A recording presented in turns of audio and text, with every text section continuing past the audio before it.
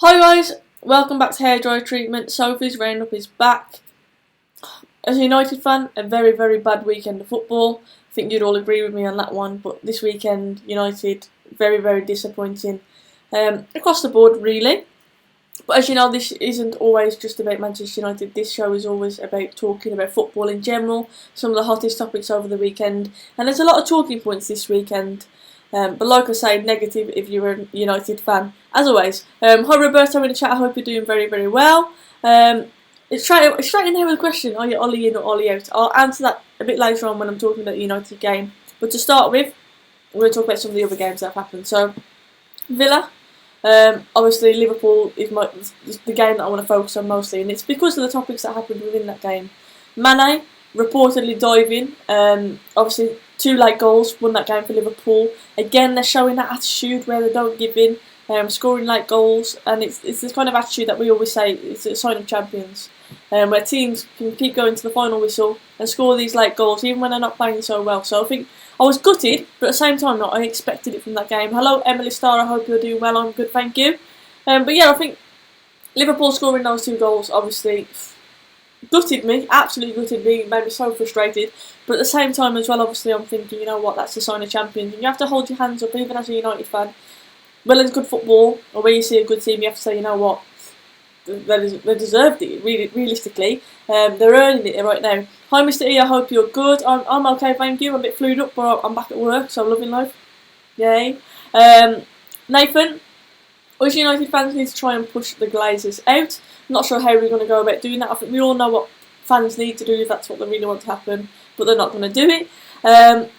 Yeah, Liverpool, like I say, Mane, did he dive, didn't he dive? That is the question, of course. Klopp has come out today and defended him. Pep obviously commented and said Mane is a diver. Klopp has come out and defended him as you would as a manager. Now, I'd like to put your guys' opinions on that. I know I have a lot of Liverpool fans who obviously follow me. I've got a few Villa fans as well, so that'll be interesting to see what they think about it. But yeah, did Mane dive or didn't he dive? And like I say, Liverpool, are they going to win the league this year? In my opinion, they are. And I think them keep grinding out these kind of results. That's how I know that they're going to win the league. They're just showing it. But for City, similar against Southampton, they were a goal down. That they were struggling. And City again showing that fight, showing that spirit and their ability to score goals at the most crucial times, and obviously bouncing back. And I think City and Liverpool, fantastic. But if I'm being totally honest, there's one team that I'm going to say, I've said it a lot already, but I really enjoy watching them, and that's Leicester City. I think the way Brendan Rodgers has got them playing, the signings that they make are constant. They've got a profile of the player that they want to sign, and you have to just hold your hands up and say, you know what, they're playing fantastic football. They scored 9 the other week, an impressive result again this weekend as well. And I just think, you know what, Leicester City are the team that I'd love to watch, definitely. So for Manchester United should get Borussia Mönchengladbach manager Marco Rose. So you're Ollie out, I'm guessing Sam. But yeah, City, Liverpool, they've got this fight and this desire, and they keep scoring important goals late on.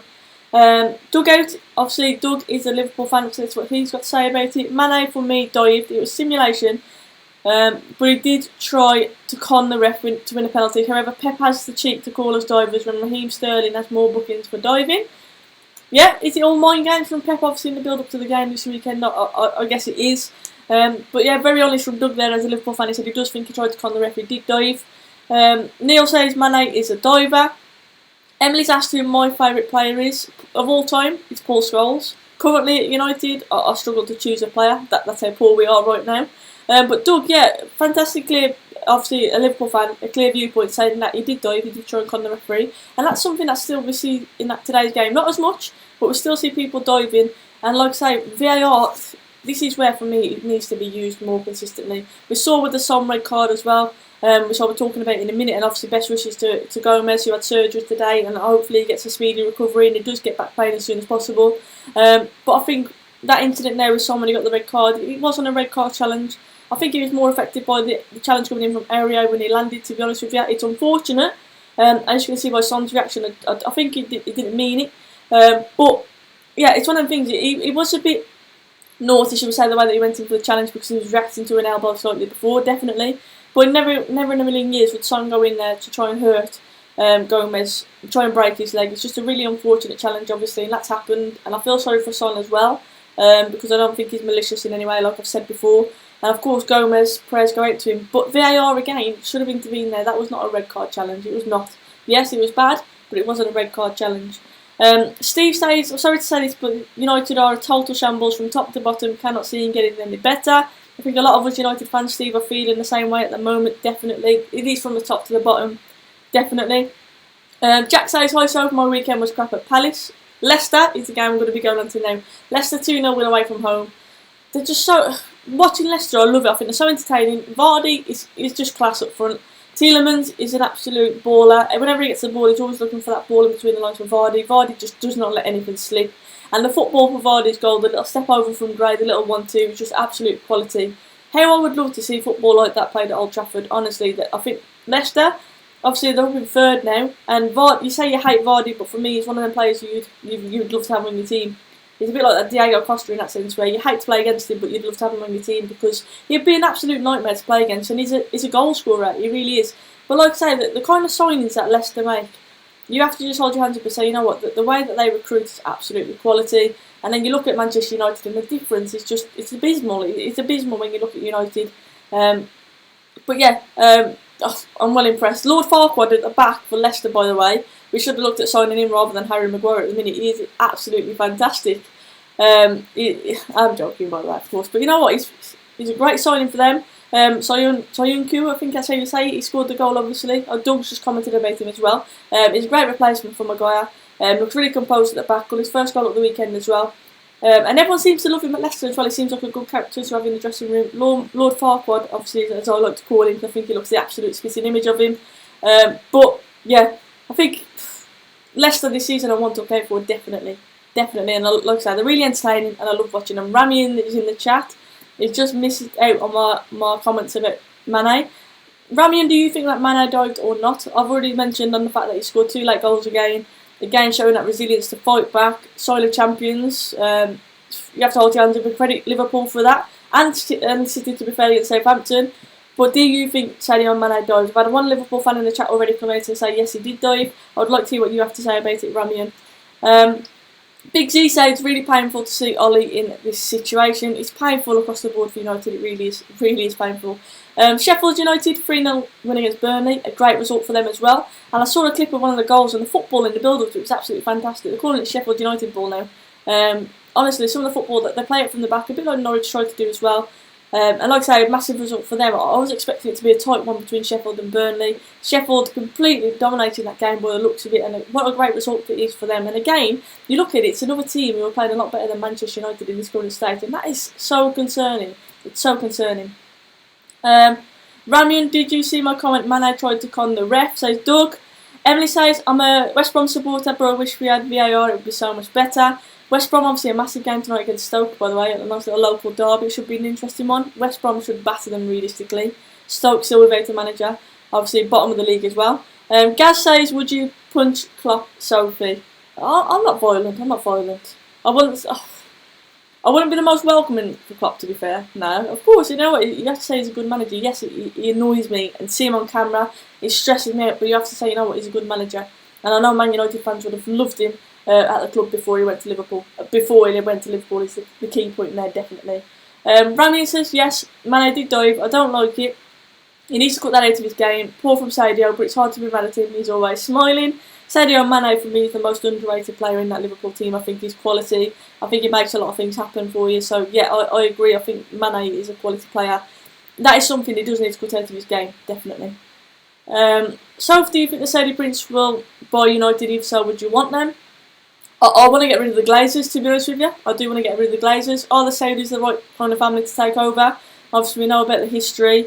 People talk about the history of United as well and how that's going to obviously affect it. But at the minute, I'd take anyone in because I think I want the Glazers out. People are saying, oh, the Saudis coming in is going to make us more into the business and the football team. For me, we're already that. At least we're going to see people put money into the club and put it in the right direction, which is not happening at the minute.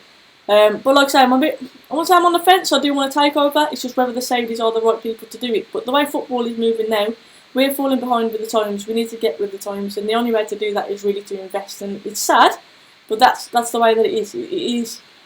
Jack says VAR is pointless. They don't like overturning ref decisions because they don't want to make them look like a muppet, even though they both are. The refs must find that as well.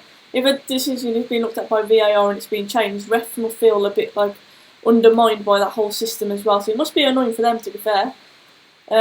Sophie, what I can't stand is Ollie's tactics and his 2 late subs. When we lose all, Ollie does smile. He looks like he's never managed the team in his life. Look what Lampard is doing at Chelsea. Yeah, and look, I've already said I'm not Ollie out. I'm not Ollie out. However, I completely understand why people are questioning Ollie.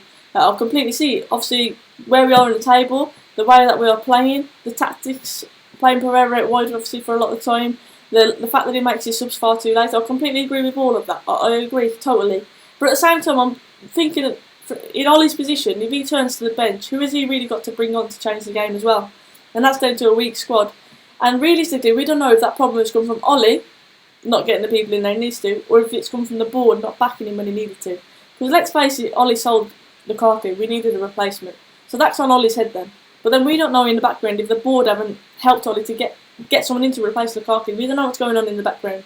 And that's why I think we need a clear out from top to bottom. I genuinely do believe that. I think Ollie's at the front of it. If you look at his 3 signings that he's made so far, Wan-Bissaka, Maguire, and of course James, they're probably our 3 bright spots. Yes, Wan-Bissaka was at fault for the goal at the weekend. So was Lindelof, as he went off on a jolly as well. Don't know where Lindelof was going for that goal. But I think if you look at his 3 signings, they're impressive.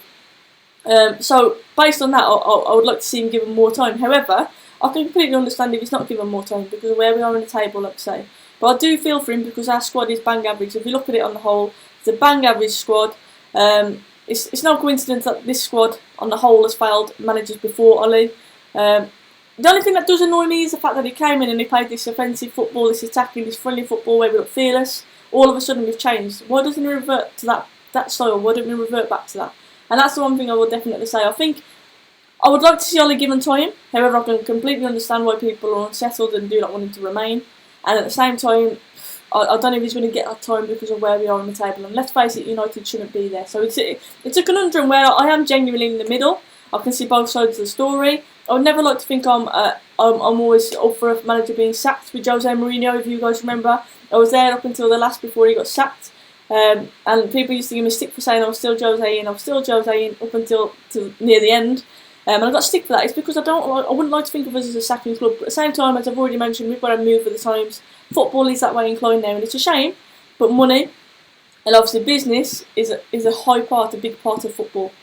Let's see what some of you guys are saying in the chat. The dugout says, is Fred the worst Brazilian to play in the Premier League? You know what, Fred? I mentioned a while ago saying that on the ball he's erratic. He miscontrols the ball. He gives it away too much. But at the same time, when he's given a run of games, we might see a bit more from Fred. I think he was trying stuff at the weekend. For me, there's a poor quality around him. Maybe if Pogba comes in, that will help us. He gives us that creative spark. A lot of people say we don't even miss Pogba when he's not there. I think it's a really, really interesting situation with Fred. I think he could go over way. He could go on to be a fantastic player, or he could just be an absolute flop. So I think it's a bit early to judge. It's a bit like Keita at Liverpool, really. I think you see in flashes what he can do, but we need to see it more consistently. We need him to have a run of games, and I think that's when we can start to judge Fred. Jack says, even though Lukaku was poor technically, he's still used to banging 15 goals. Lukaku will score goals. Lukaku is a goal scorer.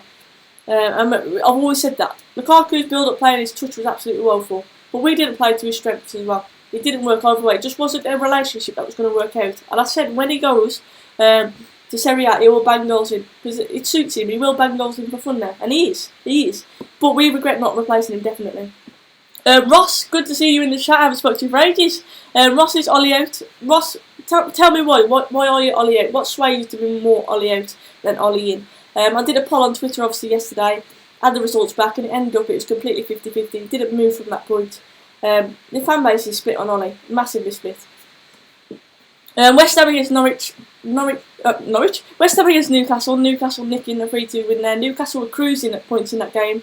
Towards the end, they made it a bit nerve-wracking. Massive result from Newcastle. A big result for them. I heard St Maximin apparently in Rainbow flipped the player. He's a player who I think is going to be excited at Newcastle. I think they need to get more quality around him, a different manager, and Newcastle need investment. I don't want us to get to the stage that Newcastle are at right now, because they're a big club and they're lacking a good investment, lacking a good owner. And yeah, St Maximin is an exciting signing, but that was a great result for them. Ross is talking about previous links to the United stand. I'm good as well, thank you. Yeah, I'm good. Back at work, so I'm a bit tired, a bit flued up. That's been around kids all day, but I'm very well, thank you. Just a shame that United aren't doing that well at the minute, I guess. Hi Sophie, United need to improve in the midfield and needs new squad members. We need to improve. I agree, we've got a bang average squad. Gaz says, will you be Ollie out if we lose or draw to Brighton? I've already said, you know what? The thing about the Bournemouth game is it was so predictable that when we had the ball, early stages of the game, you just knew it was going to happen. When we didn't score, we didn't take advantage of having the majority of the ball, you just knew that Bournemouth were going to nick it. Because we always do that. We don't dominate a game fully. We do not dominate the game fully. We run out of ideas. We're far too slow, far too passive. I just felt like Bournemouth were always going to nick it. I think throughout that game it was so predictable. And a game with Brighton, it's going to be a tough game. We struggle against teams like that. We really do. I'd rather us play against the top teams week in, week out, because at least then we have to change our way of playing. We have to go for it a bit more. But when we're playing against teams who are going to sit in against them, we really do struggle. And that's where you have to question Ollie. We need to do something different. What are we working on in training? Because week in, week out, whenever we play against a team like that, we really do struggle. Chelsea, good win against, obviously, Watford. I did tweet a stat earlier, which I found absolutely embarrassing. Foster, obviously the keeper of Watford, has had more shots on target than Jesse Lingard this season. More shots than Jesse Lingard. Our number 10, our young prospect, Ben Foster, has had more shots than him this season. Ben Foster, the goalkeeper. Now, that is absolutely embarrassing. Watford are having an awful season anyway, but then for that stat to come out, I think it's absolutely shocking. It's an absolute joke. But Chelsea, like I say, getting a good win away at Watford. It was quite nervy towards the end. But again, someone mentioned it earlier, if you compare Ollie's style at Chelsea to Ollie's style at United to Lampard's style at Chelsea, it's very, very obvious that there's a clear plan with Lampard's Chelsea. He's got young players playing well, playing in a system that they know. And then if you look across at Ollie, very similar situation, bear in mind. Obviously, Lampard had a transfer ban, so he's kind of been made to put up with what he's got. And then you look at us, and we look clueless. We don't have a plan B. Yes, the squad is very, very weak, but for me, we do not have a clear plan. And that does have to come down to Ole Gunnar Solskjaer, I'm afraid. It really does. I do sympathise because of the lack of quality. And like I say, we don't know whether that's coming from the board or from Ollie himself. But, yeah, I do feel for him. But at the same time, I can completely understand why he's coming under question. Dasvich says, Sophie, you can't talk DIVERpool. It makes you the biggest hypocrite, with your Dan James being one of the fourth divers around. Daz, if you were here when I was talking about it at the start of the video, that is just the title. I've asked in the chat, do people believe that Mane dived or not? It's just to spark a bit of conversation. I've had 2 Liverpool fans in the chat saying he did dive, he did try and con the referee. Pep's comments are not right about it. I completely agree, but I do think it's mind games. So Daz, feel free to get your opinion in, but I'm definitely not a hypocrite. It's just called the title of a video, and it's just to start a bit of conversation. So yeah, just banter, Daz, just banter, so don't be so touchy about it. Bailey's overrated, always injured, hope he goes to City and swap for Sterling. Now that is massive. City I was going to talk about anyway. Obviously they came back a bit at Southampton, and again it shows that resilience in the sign of champions, but Sterling is a massive, massive player for them. Sterling goes to Real Madrid, which I think he deserves that move, by the way. I think Sterling has been absolutely fantastic and has really excelled. I think Pep has made him the player that he is. But, and if I'm honest, Gareth Bale coming in return, I think that is a poor deal. I wouldn't want Gareth Bale in return for Sterling. Absolutely no way if I was City. Bale for me is injured far too much. He is a shadow of the player that he used to be. Nowhere near as effective as what Sterling is right now. So I wouldn't like that deal. In the chat, obviously, let me know. But that's the rumour today. That is the transfer rumour. Apparently, Sterling and a fee, Bale and a fee, sorry, to swap for him. That's what Real Madrid are going to offer. If you're City, if there's any City fans in the chat, of course, but most of us are Premier League fans, so we see a lot of Sterling. I think that is a bizarre deal. I wouldn't want Gareth Bale in as a replacement. Definitely not. I think that City should laugh that deal off, if I'm being totally honest. Totally honest with you. But I would not take that deal, definitely not. Steve says, not happy United fan. Do United, could they lose, they get rid of Ollie, or do they keep him and suffer? Sam Ingram says, Sophie, I think Manchester United should extend Old Trafford to 96,000 seater stadium. I think at the minute, if fans are really genuinely serious about this Glazer out and actually doing something about it, I think we should have no fans in the stadium. But that's never going to happen. That is never going to happen at all. So I think it's just about how seriously people want something to happen about that. Sophie, thoughts on Bayern sacking Kovac? Yeah, I think I was shocked, to be fair, but at the same time, you look at a team like Bayern, and they haven't been getting the best results obviously recently. Apparently Allegri is going to be taking over there, which I think will be a good appointment for them. Yeah, I think it was coming, to be honest. I think that the sacking was coming. Bayern Munich, obviously, like I said, they're not playing to their true potential. They've got a great squad there. Gnabry's been in the form of his life. But in the league, they just haven't been cutting it at all. So I think it was coming. It was sooner than I expected, but I do think Allegri would be a good replacement there. Obviously, let me know what you guys think about that as well. But I think it's a good replacement. Ramian's talked about Otamendi and his diving. I'd agree with that. I think Otamendi is a woeful defender, and he does that a lot. I completely agree. Would you take Zaha? Personally, I don't think he'd want to go to United, but may want to prove it to you lot. I don't think he'll come to United, and I wish he had more time at United to prove himself. I don't think he was given a fair chance, and I think for that reason alone he wouldn't come back to United. I would love a flair player like Zaha, somebody to get off the edge of the seat. Let's face it, McTominay, Dan James, and Rashford at times have been the only players that have really got us out of our seat of late. It's been so boring to watch, so I'd love someone like Zaha. But like I say, I think his time has been and gone at United. I can't see him coming back, to be honest. And it's sad, but I can't see that one happening at all. Everton against Spurs, the big talking point on this one, obviously, is what happened with Gomez. And I've already said, obviously, best wishes to him, speedy recovery. But the red card for me, I thought it was a bad decision. I don't think Son went in, obviously, maliciously to break his leg. I think it was an unfortunate tackle. Yes, I know he reacted to being elbowed, but we've all done that on football pitch. It doesn't mean you want to go and break someone's leg, and I don't think it obviously didn't go in that way. So for me, it wasn't a red card, and again, that's where VAR has been inconsistent. It needs to step in there. Son was absolutely beside himself, and I did feel bad for him, because I don't think he's that kind of player. He's not malicious, and he wouldn't go in there intentionally to do that. And I can only imagine, obviously, Gomez, great player, doing really well at Everton. His career seems to be settling now in the Premier League, and it's such a shame for that to happen to him. I think he's an absolute baller, and I just hope that he recovers and gets back to the player that he is, because obviously seeing what happened to Luke Shaw, for me, Luke Shaw is not the player that he was, and I think that's down to the nature of his injury. I think his mentality is scared to go full flight now, scared to fully go in for stuff. He never looks fully committed, and I think that's to do with his injury, and I just hope that doesn't happen to Gomez. I hope he can fully recover, and like I say, speedy recovery and best wishes to him. But for me, it wasn't a red card, and that's where VAR needs to step up more and make the right decision. And it's not intervening enough at all. Jack says it was the grass that broke his ankle because he got his foot stuck in the ground. Yeah, I think it was more the landing. He clashed with Aurier as well, didn't he, as he fell? And I think that was more to do with it. But yeah, I don't think it was a red card challenge, definitely. Dugout says it was never a red card. Feel really sorry for Son. He's not a malicious player. And also well done for Coleman for being in the dressing room, consoling him, and best wishes to Andre Gomez, a wonderful player. Yeah, I completely agree, and Coleman, he seems like a real leader in that dressing room for Everton. So yeah, fair play, and obviously it was horrific for anyone watching, but for players on the pitch it must have been absolutely woeful as well. I can only imagine really what Son was going through his head.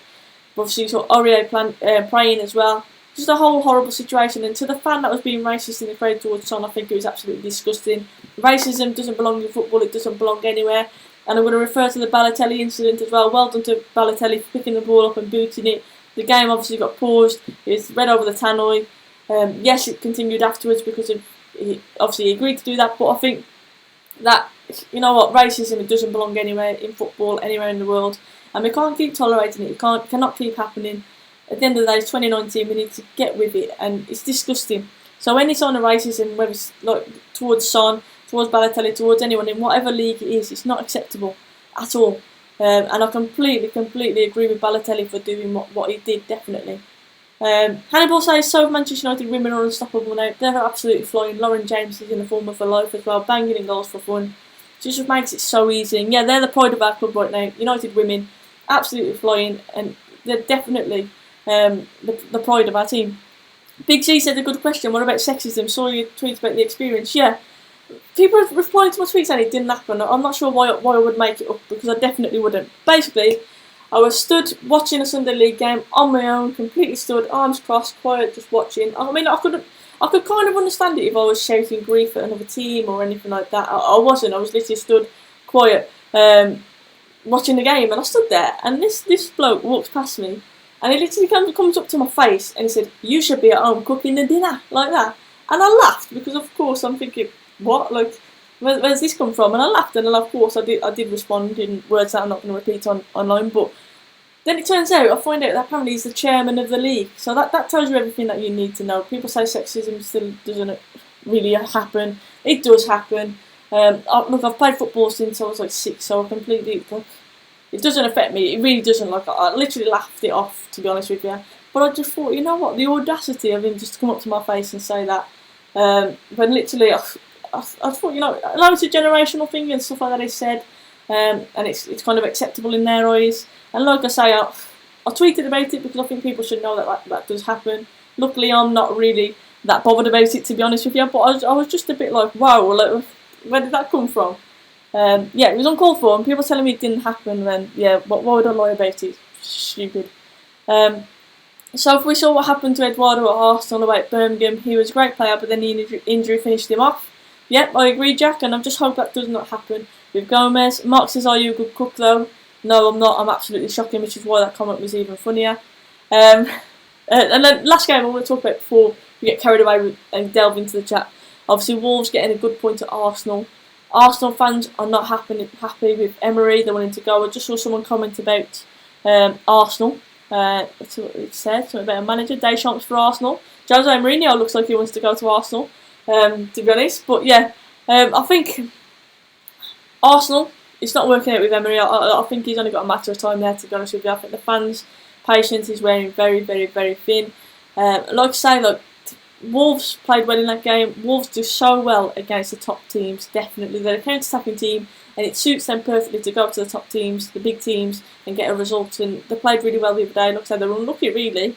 But Wolves, fair play to them. I've already mentioned about how Nuno is a great manager and he's got them playing in the system. A bit like Leicester, that they get players in that fit their system. They've got a mould of player that they go for. And I think that with United, we just do not see that. We do not have a clear plan, and I do think that comes from the top, definitely. But like I say, Arsenal fans are not happy with Emery.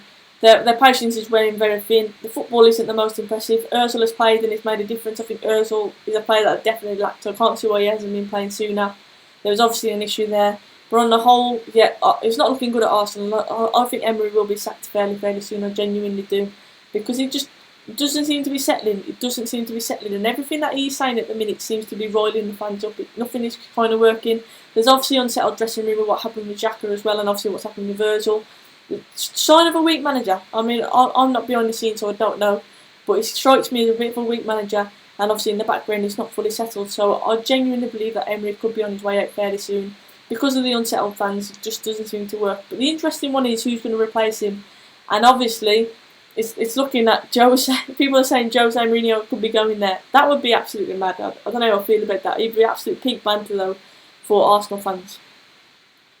Arsenal are an average team. I'm not comfortable watching even with a 2-goal lead. Yeah, they always look like they're going to concede goals. Obviously, David Luiz was brought in to repair the defence. He definitely does not do that. He's definitely far too inconsistent to do that. He'll have one game where he has an absolute worldie and he looks like a world-class defender, his quality. And then he'll have another one where he just switches off and he's absolutely shocking. And I think that is David Luiz in a nutshell. That is what he brings you.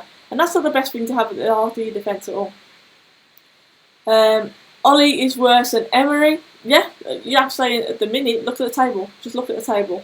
Claude, it's time to go. That clip did make me laugh. I do love Claude. But yeah, you got to say that Arsenal fans, they've had enough. They've had enough of Emery. They've had enough of these results and the inconsistencies and the boring football. United need more squad quality players. I'd agree. The 2-bank average.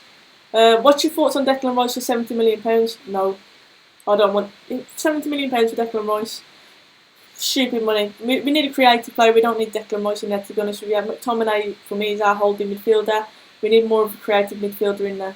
I don't rate Declan Rice that much, to be honest. I think he's a decent player, but definitely not worth 70 million. Mr. E is right, spot on where he says, if you're new to this channel, hit that sub button. I really do appreciate it. Of course, drop a like on the video as well. And if I'm not managing to answer your chat, always drop a comment and I'll reply to your comments afterwards as well. Emily says, what Championship team do you rate? I've got to be honest, and like, West Brom obviously is local to me, so I do always take an interest in how the Baggies are doing. My dad is a massive Wolves fan as well, so I like to wind him up every now and again, and that's a derby that I really miss watching. The Black Country derby.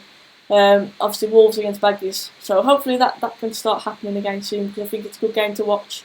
And like I say, it's good to banter my dad whenever they lose, and if they lose to Baggies, even better. Edward, it's time to go. Creative players: Maddison, McGinn, Fernandes. Maddison is a breath of fresh air. I've already commented on how I love watching Leicester play, and there's a handful of players that really stand out. Tielemans, I've already mentioned. Vardy, I've already mentioned. Chilwell, I think is a fantastic outlet on the left. Pereira on the right, I think is a fantastic right back. And Ndidi, he's just an absolute tank in the middle. I think he's quality, and then of course you've got Maddison, who I think is an absolute baller. I would love to see James Maddison in a United shirt, I really would.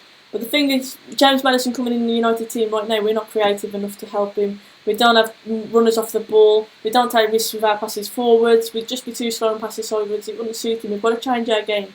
We've got to be more positive. Harvey Barnes, just mentioned that he was fantastic at Baggies. Obviously went back to Leicester as well, and yeah, I think he's been absolutely. He's rapid, but he's also very, very skillful, and I think he's adapted to the Premier League fantastically well. And Jose Perez as well, a player who's at Newcastle, who he'd have, say, 10 games, and 6 of them would be decent, 4 would be really poor. I think being in a better team suits him, but I think he's always had that ability. He's always really good close ball control. He can definitely finish. He's physical enough for the league, and it's a really good move for him going to Leicester. And I think he's definitely paying dividend now. I think he's playing really, really well. Scored a hat-trick obviously against Southampton, but again he's thriving in that team, definitely. Soph, have you ever thought playing for United Women? Of course. 50 quid and a canny bag of Tudor for the Ginger Geordie who scored against us. I knew he was going to score against us as well, Longstaff, I knew he was going to score against us. That's what people are saying. Rather pay 10 million for the Rochdale lad that scored against us in the cup rather than 70 million for Rice. Yeah, Rice, it's because he's English, he's going to cost mad money, but it's the same for Maddison. He's going to be overpriced, but for me we should go all out and get him, because I think he's definitely a different talent. He stands out in that Leicester team.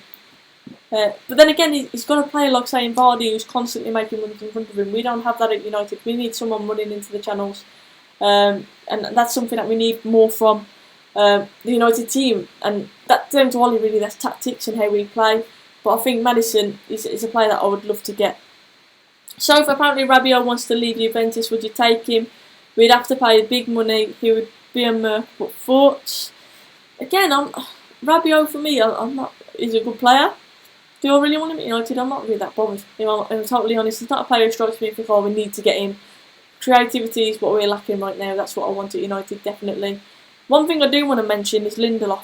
Again, he came with a question at the weekend. I told you he basically ran off for a hot dog or whatever it was just before half time when King scored that goal. God knows what he was doing. But he just wondered. Again, he's striking me. He doesn't fill me with confidence, Lindelof at the back. And I got stick for saying this a while ago. People have called him the Iceman and all this. But for me, Tuanzebe stands out far more. I think he's got the attributes. He's quick, he's strong, he's good on the ball. I would rather see Tuanzebe in there. I think Lindelof gets bullied far too much. I do think he's a confidence player, and I think his confidence is low right now, and I do feel for him in that sense. But I don't think it's never fully proven to me that he's a good enough player to be at our defence. To be honest with you, he's never fully proven it to me. And we all believe that Maguire coming in would help Lindelof. I don't know. Is he? For me, Lindelof seems to be regressing. He's going backwards in his game, and I do think that might fall down to confidence. I'm not sure what it is, but in the meantime, I would definitely put Tuanzebe in there. Definitely put him in there. So, can you explain to us the salary of a woman footballer compared with a men's footballer? Yeah, there's no comparison really. If you look, I played for Wolves first team for years, many years. And if I was a bloke, let's face it, I would have been on what? Minimum 10 grand a week. And that's obviously for like a player who doesn't really play much, who's like a younger player. And then for the women's team, we had to find sponsors to play. We had to get sponsors of around £250 to pay for our travel, to pay for our kit, and to cover the referees' fees and stuff to play. And that's at a club like Wolves. So that is the difference. If you're asking the difference between the men and the women's game, there's an example. Of course, if you become a professional player, it's a bit different to that. And I will be on my channel lined up very, very soon. I've got some interviews with some Women's Super League players. Ash Neville from Spurs, some of you may be aware of her. She's a good friend of mine. We played at Baggies together. She's someone who I'm going to be interviewing, so you can get more of a feel about what it's like in the women's game for a professional player. And that should be a really, really interesting video. So that's something that I've got in the pipeline to happen on my channel. But yeah, I'm really looking forward to that. So Ash Neville interview, that'll be a good one for you to get a gist of what the women's game is like compared to the men's. But yeah, there's no comparison really when you look at it. It's getting bigger, but there's still a massive, massive gap. And it'll never be as big. I think if we're completely honest, it will never be as big. So many Liverpool fans getting all bitter about my DIVERpool title on the video. So many people getting so bitter. Lindelof should be moved to a CDM position, says Michael Jones. He's good on the ball. He's good on the ball, and I think, especially in the early stages against Bournemouth, he did play a few of those balls between the lines, and that's what we need more of. And I do agree. I think he's decent on the ball, but defensively, he's very, very questionable. United in defence need Bissaka to Stephen Maguire. Rojo? You want Rojo to start? That's an interesting one. Rojo I love Rojo as a player. I don't know what it is about him, but he's got that bit of bite, and I think that's why he's got that bit of nastiness, and I think you need that sometimes. But he's an absolute liability at times as well. Of course he is. But I do like it when he plays sometimes, when he's got that bit of bite and that bit of nastiness in his game. Because I think we lack that. We lack a bit of a fighter and a bit of a character, and that's something that Rojo definitely does bring. But should he start? I'm not so sure about that. For me, Williams should start at left back. I think he runs at players, he's direct. Yes, he's still got a long way to go, he's got improvements to make, but he's only going to get that by playing games week in, week out. And I personally think he should give him more starts in the league. He really should. Mark says, I really do not want Liverpool to win the league. Mark, I'm with you there, but I've got to be honest and say I think it is happening. I think Liverpool are going to win the league this year. I hope I'm completely wrong. I did a tweet saying I hope Leicester win it before Liverpool do again. But yeah, like I say, I think it is going to happen. I think we've got to open our eyes. It's inevitable. It will happen. You can't argue with the quality of football, the quality of players that they've got. Definitely. And I think it'll be between City and Liverpool, but Liverpool will just edge it. And it's because they're scoring these late goals, and they're looking like they don't look like losing a game. They genuinely do not look like losing. This weekend, obviously, a massive game between Liverpool and City. Which will ultimately define it because of the gap already. But yeah, it's a long way to go. There's a long way to go. But I think Liverpool are going to nick it, and it kills me to say that. But yeah, guys, as always, thank you so much for tuning in. I really do appreciate it. If you haven't already, please do hit that sub button. I appreciate it. Of course, if I haven't managed to answer your chat, I don't purposely do that. Just drop a comment on the video afterwards, and I'll respond there. Thank you so much for tuning in. I appreciate it. Have a lovely, lovely evening. And yeah, I'll be back tomorrow with a big show with Saeed. So Saeed from the United Stand, some of you guys may know him. United Central is his channel. But we're going to do a Team of the Week show tomorrow where we're choosing the players who've stood out over the Premier League throughout this weekend from any club. So we're going to choose an 11, a bit like a FIFA style Team of the Week. So that's a new video that's going to be starting tomorrow. We're going to be live, and that's going to be 6 PM tomorrow. So that should be enjoyable and a good one. But yeah, thank you so much for tuning in, guys. Like I say, a lot of content coming up. Appreciate your support a lot. Yeah, have a good one, guys. Cheers.